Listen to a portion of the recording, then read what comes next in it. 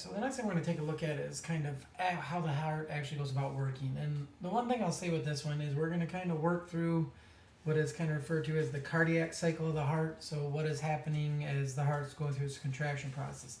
What we're then going to do is kind of layer a number of different things on top of this. So we'll talk about first just cardiac cycle and what's going on there. At some point, we're then going to talk about the cardiac conduction system and how it leads to the actions of that cardiac cycle.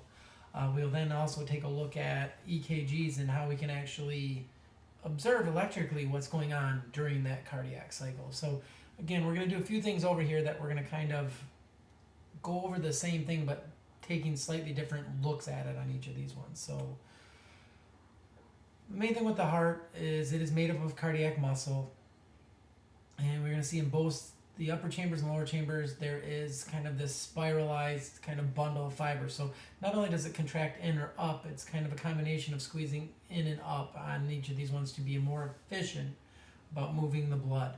So when the atria contract, it moves the blood down to the ventricles. When the ventricles contract, it's a lot like wringing a mop, where it's squeezing around and up to try to get more blood out of there. And it starts at the apex of the heart and works its way up. And you can kind of see this action right here when you're looking at how the heart muscles kind of spread around. It's going to make this contraction a little bit more efficient in terms of getting the blood out of the heart. So how this is kind of working and how the valves are opening and closing, it is all about pressure in terms of these being opened or closed. There is no muscle that is shutting the valve or opening the valve. This is all the pressure differences that are leading to this. So when the ventricles are relaxed, there's not much pressure in there. Because of that, semilunar valves, because gravity is pulling blood down from the top of the heart, is going to close those semilunar valves. The AV valves, because there's no pressure against them, are open. Blood is going to flow into the ventricles at that point. One of the things we'll see a little bit later on is it's actually about 70% of the blood that gets into the ventricles is actually passive. It is just from that venous return blood coming back to the heart. It goes through the atria down to the ventricles. It's only the last 30% that is forced in by atrial contraction. What we're going to see that happens is when the ventricles start to contract, as that pressure starts to rise, first thing it's going to do is get enough pressure that it's going to slam those AV valves closed. Then as the pressure builds more, it's going to actually force those semilunar valves open, and then blood is going to get pumped out into those vessels. And again, as the ventricles go relaxation, pressure is going to drop, the semilunar valves are going to close, the AV valves will open back up, and that is kind of this process that's going to repeat over and over again. So again, the one thing that's not really true on this one is this does flow in your passively, but this is kind of showing you when this is relaxed, this AV valve is open, the semilunar valve is closed, blood is going to flow in here. When the ventricles start to contract, it will slam this shut, force this one open, and then blood is going to exit out those great vessels, as it's showing on this one. Blood then, like I said, as it goes back in relaxation, is going to slam this back shut as that force of gravity starts working on it again. And this is just showing you the flow of blood through the heart. The only thing I would say on this one is that is not actually correct, as it says it correctly here. These are the pulmonary veins coming back to the heart. On this one right here, it is actually saying this incorrectly. So it is returning via the pulmonary veins to the left atrium, not the pulmonary arteries. So this figure actually, when I got it from a book, was incorrect. But this is one of the things I would say be able to kind of figure out, okay, blood is going to come in, the vena cava into the right atrium, past the tricuspid valve into the right ventricle, through the pulmonary valve, out the pulmonary trunk, to the left and right pulmonary arteries, to the lungs, back from the pulmonary veins to the left atrium, through the bicuspid valve or mitral valve, into the left ventricle, out through the aortic valve, to the aorta, to the systemic circuit, out to the whole body. Be able to do that if I was to ask you, trace a drop of blood through the heart. So if we kind of walk through this as this cycle that's going to repeat over and over again with each heartbeat, we can kind of start with all the chambers are at rest. We have blood returning due to venous return, kind of contraction, things like that, of skeletal muscles helping force some of this blood back to the right atrium and to the left atrium. What we're going to see is this blood from this venous return is going to kind of passively flow into those atria through that open AV valve down into the ventricles. because there is more pressure from that venous return than there is in the ventricles.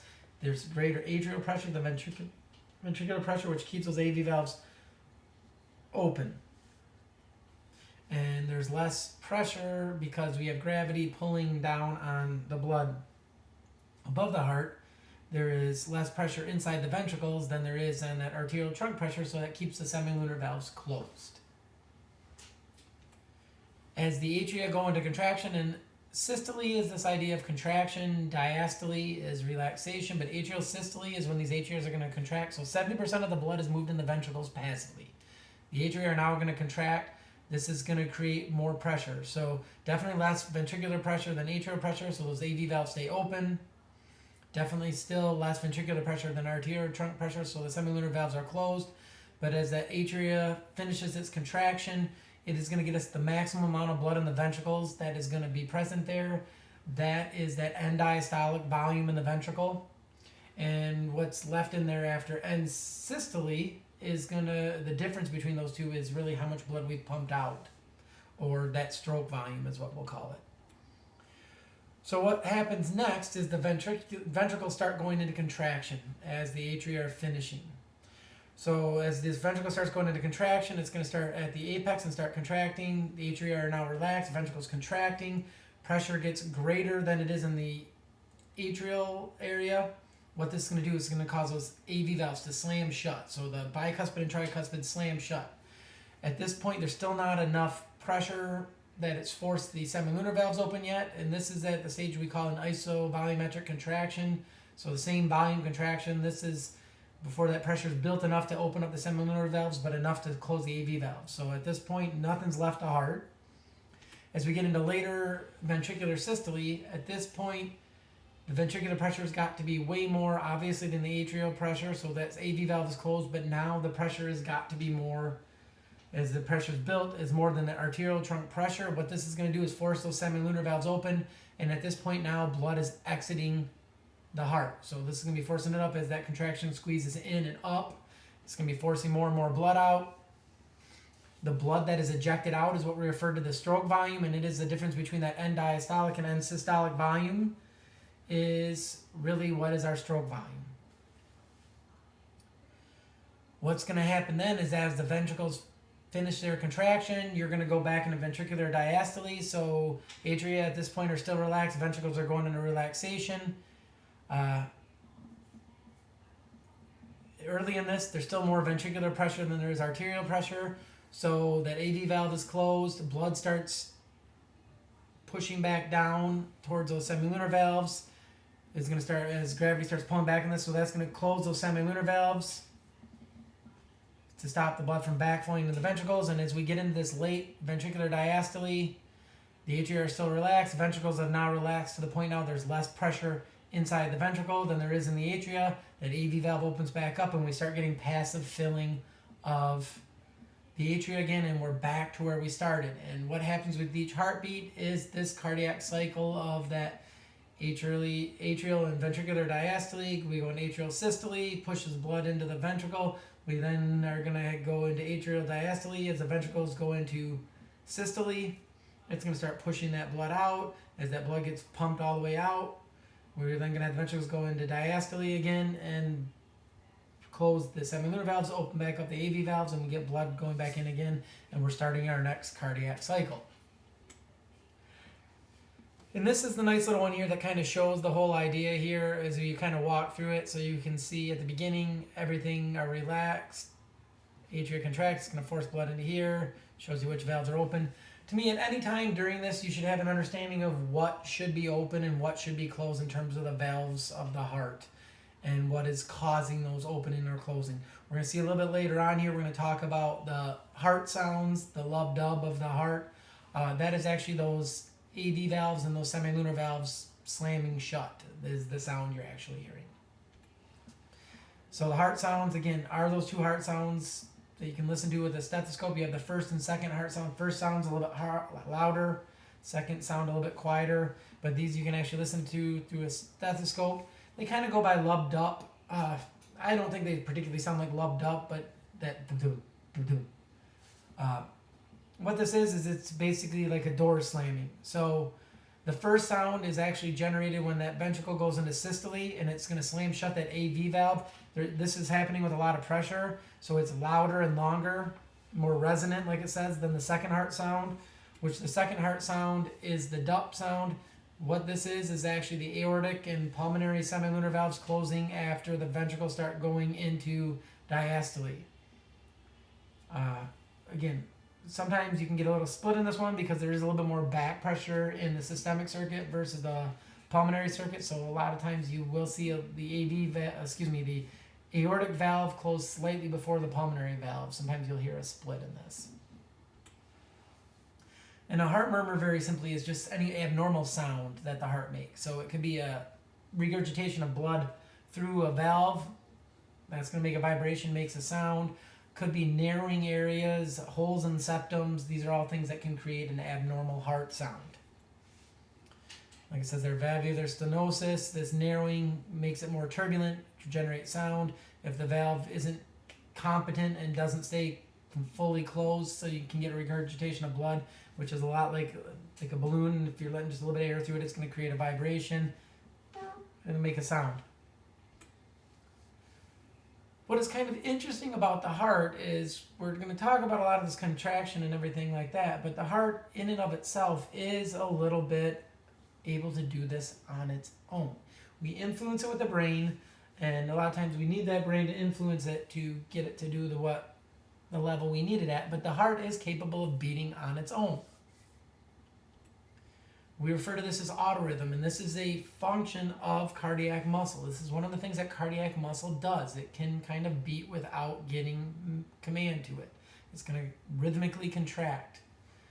And again, this goes a lot back to what we talked about with skeletal muscle. So how cardiac muscle is working is very similar to what is going on with skeletal muscle, in that we are getting action potentials which are causing electrical changes in this cardiac muscle, which lead to contraction, which is the actual shortening of the muscle cells. So it's excitation followed by contraction, excitation followed by contraction.